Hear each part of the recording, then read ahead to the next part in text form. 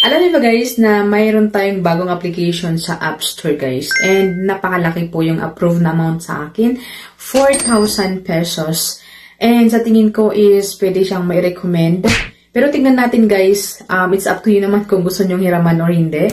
Ayan, disclaimer, ang video ito ay hindi po sponsor, hindi po ako nangaakit, kundi nagsishare lang po ako sa mga nasubukan ko ng application para sa ganun at least malaman nyo kung goods ba silang hiraman or hindi.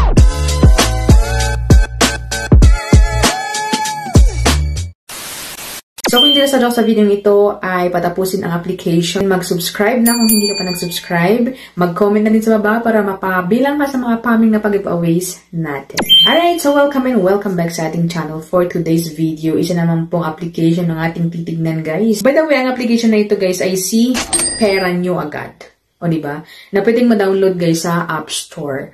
Pero wag muna kayo mag-download guys. Ating muna tignan yung mga requirements or kung ano makikita sa application na ito. So, sabi dito, Pera Nyo Agad Online Cash Loan Application Philippines. Meron silang 661 ratings. So, sobrang bago siya guys sa application or sa App Store. And meron silang 4.8 stars. Approve po tayo sa lagang 4,000 pesos. Andyan po si screenshot guys, 4,000 pesos ang ating approved na amount. Ayan, papakita ko sa inyo guys. Approve tayo sa halagang 4,000 pesos. Pero yung repayment date natin is November 18. So upon filming guys, that will be 7 days I think. Ayan, 7 days po yung ating loan term. Pwede naman po siyang mabayaran na into 2 repayment date. And pagka-pay natin ng first repayment ay mawi-waive na po yung second repayment. So as you can see sa screenshot, ayan, so 2 period of repayment schedule. So ang ating first repayment, 3,916. Fairness, hindi po siya buong 4,000. Minus 40 pesos daw siya. 121 days, pero 7 days lang po siya guys. And ayun sa pinakababa guys, as you can see, yung upfront service fees 1,520. So meaning mayroon ibabawas na 1,520. So let's compute guys. So that is 4,000 pesos minus 1,250. So ang mare-receive mo is 2,750. OMG, sobrang malaki guys ng bawas niya. 2,000 plus lang ating mare-receive and we will pay it 4,000 pesos in 7 days. And dito sa application guys, hindi ka pwedeng mag-choose kung gusto mong 1,000 lang or 2,000 or 500 kasi talagang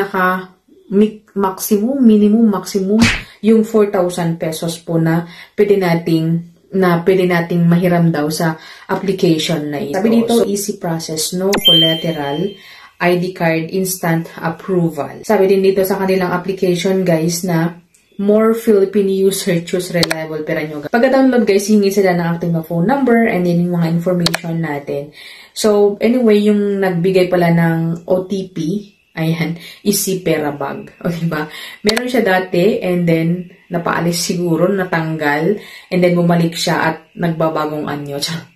So, iba yung name niya, Pera Nyo. Pero yung dating pangalan niya is Perabag, which is, hindi ko po siya maire-recommend kasi Perabag dati is a loan shark. Diba? Sa mga gusto pa rin sumubok guys, magbigay lang po tayo ng active na phone number, magsasend na sila ng OTP, and then, presto, bibigyan na nila yung pwede daw nating or maximum na pwede nating mahiram, that is 50,000 pesos.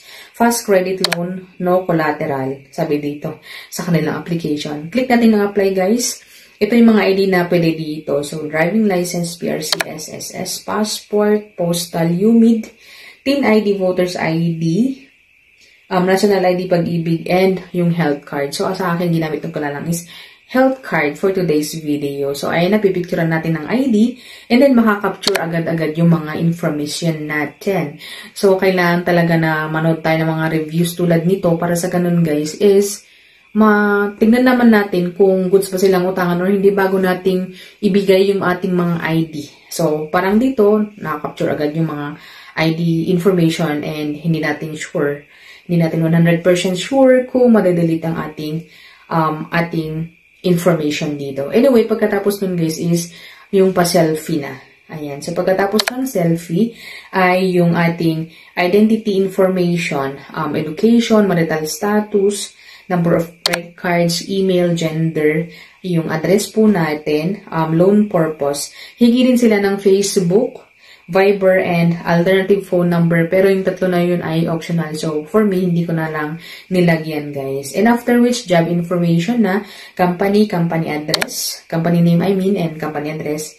And then, profession, like yung unemployed or whatever. Pero pag unemployed ka, guys, automatic na maglalagay ka pa rin ng mga information like yung work experience, kung kailang katambay, ganon.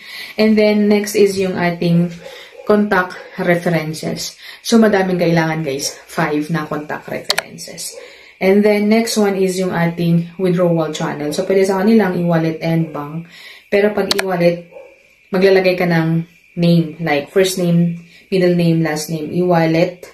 So, e-wallet number or e-wallet account, dalawang beses po maglagay. And then, click natin yung upload para ma-upload yung information and then ma-review. And then, ayun na nga, presto, 4,000 pesos yung first na approved na amount po dito. So, for me, hindi ko siya ma-recommend, guys. So, pera bag siya nga dati na isang loan shark. So, ngayon is, matik na yun, guys, na loan edge. Ganar.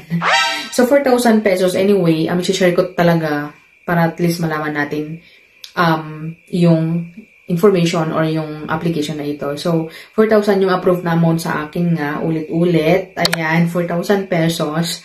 121 days, 2 periods, and then 3,960 yung first repayment. Pero yung marireceive mo is 2,700 something, yung nasabi ko na kanina. And pag magbayad ka nga, 3,960. So, let's divide. 3,960 divided by 7 days. So, ang ating per day, guys, is 565.7. O, diba? Napakalaki, guys. And in 7 days is magbabayad po tayo. Kundi, kung hindi tayo magbabayad, guys, ay automatic bubugbugin tayo ng text and call ng mga agent, guys, sa application na ito. And hindi lang tayo, kundi yung mga nilagay po natin na mga contact references kung sakaling hindi po tayo makapag-pay on time. Pero kung susumain mo, kung kunyari ngayon maglo-loan ka ngayon, counted na siya. Kung kailan na-approve or kailan mo na-receive yung pera, counted na yun as first day. So, kung mabilangin mo is 6 days yung repayment date. O, diba? So, isang malaking loan shark na naman po ang ating natagpuan sa App Store. Ayan. So, ayun po guys, si Pera One. So, for me, ay hindi ko po siya may recommend sa inyo. Pero nasa inyong kamay pa rin kung gusto niyo subukan or hindi. Nasa inyo naman guys talaga ang desisyon kung ipipindot niyo or hindi ang isang loan application. And so, this is it, Pansit. Thank you for watching again. See you on my next video. Bye!